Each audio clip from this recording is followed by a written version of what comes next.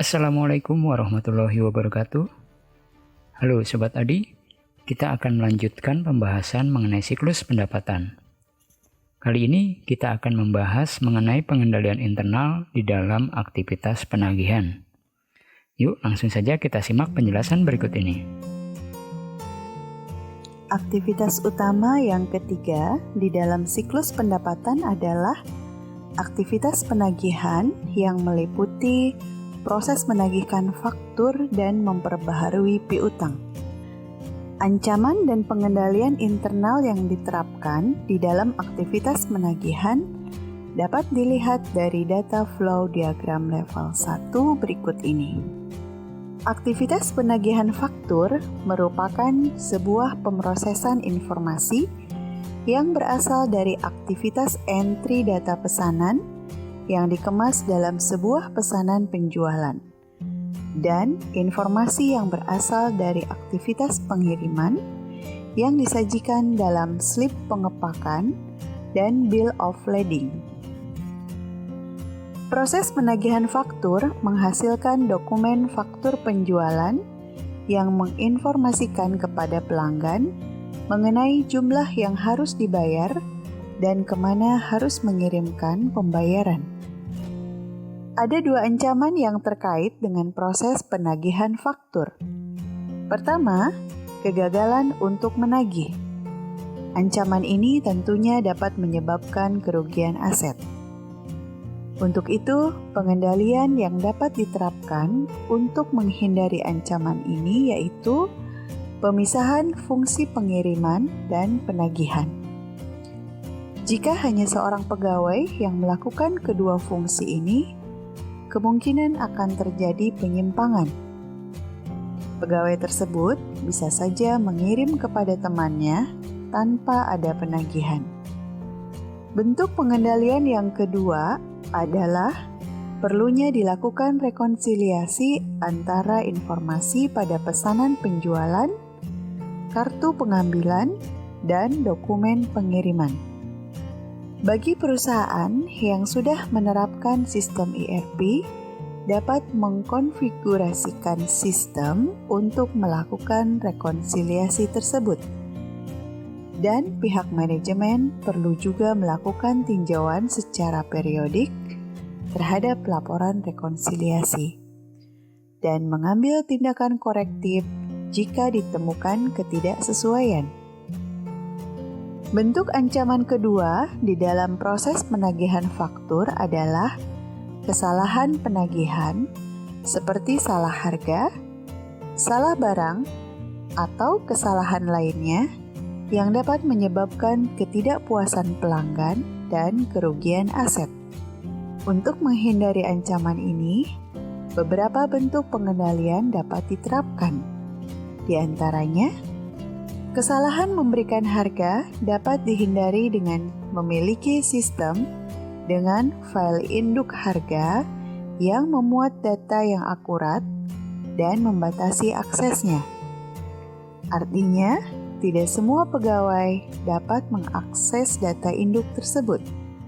Pengendalian entry data juga perlu diterapkan dalam penginputan data yang dilakukan secara manual untuk menghindari kesalahan.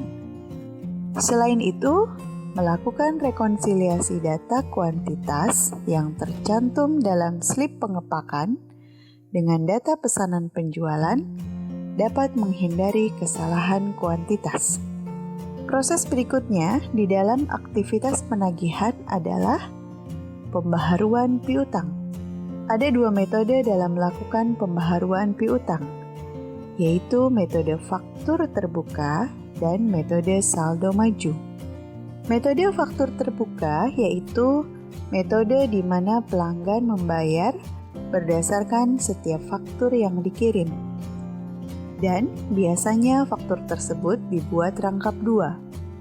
Salinannya yang disebut nota pengiriman uang dikirimkan kembali oleh pelanggan beserta pembayarannya. Metode yang kedua adalah metode saldo maju, yaitu pelanggan membayar berdasarkan jumlah yang tercantum di dalam laporan bulanan bukan berdasarkan setiap faktur. Laporan ini mencantumkan seluruh transaksi, baik penjualan maupun pembayaran yang telah dilakukan selama sebulan lalu, dan informasi saldo piutang terakhir pelanggan.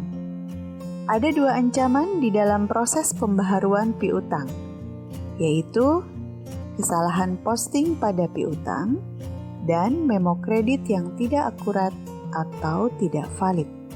Kesalahan posting pada piutang dapat mengarah pada kerugian penjualan di masa depan dan juga mengindikasikan kemungkinan adanya pencurian kas. Bentuk pengendalian internal untuk menghindari ancaman ini adalah pengendalian entry data, misalnya dengan melakukan pengecekan validitas. Sebagai contoh, ketika pelanggan memasukkan kode produk 1, 2, 3, 4 ke dalam pesanan penjualan, maka sistem akan memverifikasi bahwa benar ada kode 1, 2, 3, 4 di dalam data induk persediaan. Atau sistem dapat juga melakukan verifikasi closed loop, yaitu mengambil informasi lainnya yang terkait dengan data yang diinput.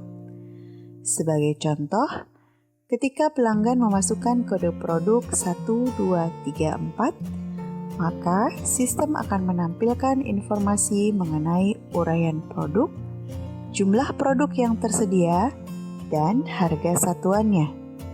Bentuk pengendalian lainnya adalah rekonsiliasi total batch untuk memastikan bahwa seluruh pembayaran pelanggan yang diproses harus sama dengan perubahan total dari seluruh saldo rekening pelanggan. Rekonsiliasi ini sebaiknya dilakukan oleh orang yang terlibat dalam pemrosesan transaksi, karena umumnya akan lebih mudah untuk melihat kesalahan orang lain dibandingkan kesalahan sendiri. Hal ini juga memfasilitasi untuk mengidentifikasi kemungkinan adanya penipuan. Berikutnya, mengirimkan laporan rekening bulanan kepada pelanggan, memberikan tinjauan independen terhadap akurasi data, karena pelanggan akan komplain jika terdapat perbedaan dengan catatan pribadinya.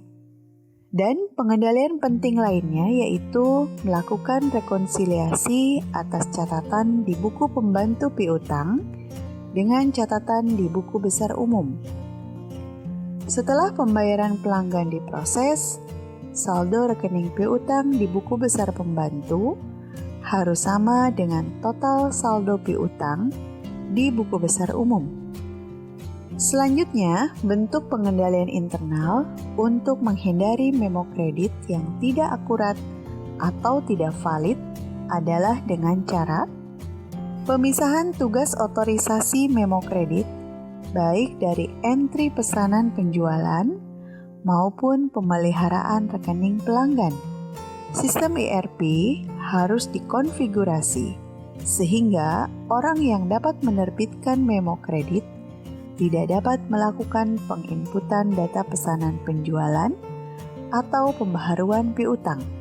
Bentuk pengendalian lainnya adalah konfigurasi sistem untuk memblokir memo kredit kecuali ada dokumentasi yang tervalidasi dan sesuai dengan pengembalian barang yang rusak atau otorisasi yang spesifik dari manajemen. Demikian pembahasan mengenai pengendalian internal di dalam aktivitas penagihan. Semoga bermanfaat. Sampai ketemu lagi di video berikutnya. Terima kasih.